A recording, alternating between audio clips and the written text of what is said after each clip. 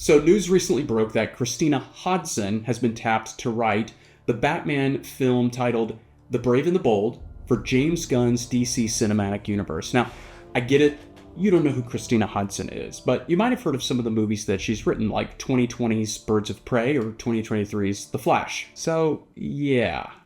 Not great, Bob! Now, this is just one more concern to add to a list of concerns for anybody who's been a Batman fan for a long time, because we've also heard from James Gunn himself that the storyline is going to involve Batman discovering he has a son named Damian. Now, this is a recent development in the comics, but all you need to know is Damian's not a very good character, and he ends up becoming the new Robin. I'm not going to get into the weeds of all that, but all of this combined isn't very encouraging for this Batman adaptation. The interesting part about all of this is that things are starting to heat up with Matt Reeves' sequel to his Batman reboot that starred Robert Pattinson. This series focuses on a younger Bruce Wayne and kind of in his early days of being Batman. And supposedly, the Matt Reeves series is not going to tie into the DCU at all. Now, maybe this is where I lose some of you, but I'm just going to be honest with you. I didn't really care for Matt Reeves' The Batman. It kind of does this silly thing that everybody keeps trying to do, which is make Batman even more grounded than he already was in previous adaptations. So Christopher Nolan's The Dark Knight trilogy is a famous example of this, where they try to make Batman sort of realistic.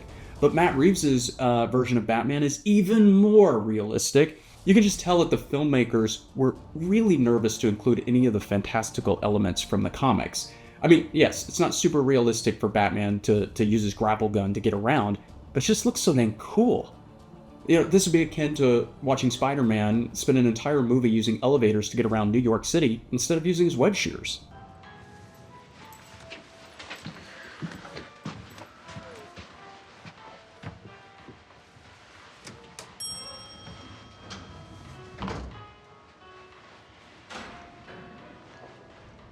Cool Spidey outfit.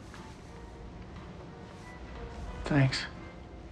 But I'm going to make a proposition here that there's actually something fundamentally wrong with trying to get a proper adaptation of Batman from Hollywood. In fact, I would go so far as to say right now, it's not even actually possible.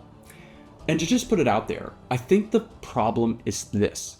Batman is a conservative character.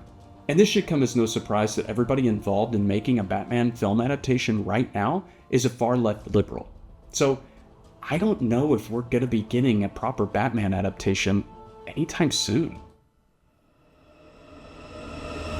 You might have never even considered this before, but Batman truly is a fundamentally conservative character. He's about as far from a far-left liberal activist that you can possibly get. But don't tell that to Matt Reeves. He's a white, wealthy Christian, lapsed, who dispenses justice against true evil because, and this is the most important point, the city authorities refuse to act in the face of that evil. Gotham confirmed to be run by Democrats? Now, Christopher Nolan's Dark Knight trilogy totally nailed this aspect of the character because the arc of his Batman really does grapple with that Edmund Burke quote, "The only thing necessary for evil to triumph is for good men to do nothing." Nolan's Batman wants the authorities to step in because he wants to stop being the only arbiter of justice. And let's face it, law and order is not exactly a liberal value.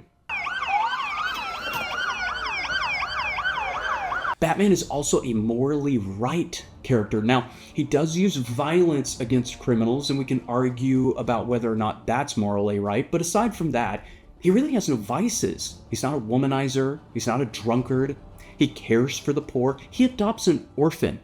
So he holds traditional moral values. And you kind of can't get more conservative than having one of your greatest enemies be a wacky environmentalist. Hi there.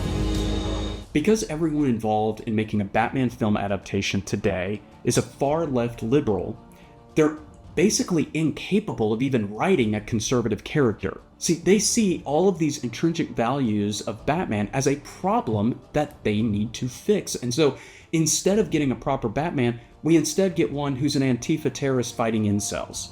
Or an aging hermit who's just a glorified Uber driver. Or whatever Christina Hodson decides to further do to deconstruct the character.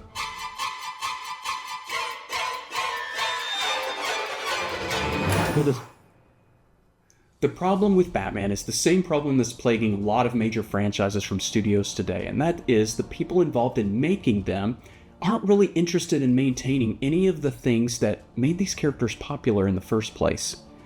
So unfortunately, what I think is going to happen in the future is that Batman is going to be thrown onto the same corporate studio junk pile that Star Wars, Star Trek, MCU, and so many others have already landed. Let me know in the comments if you guys agree with me, and if you want to see more videos like this, then, well, you know what to do.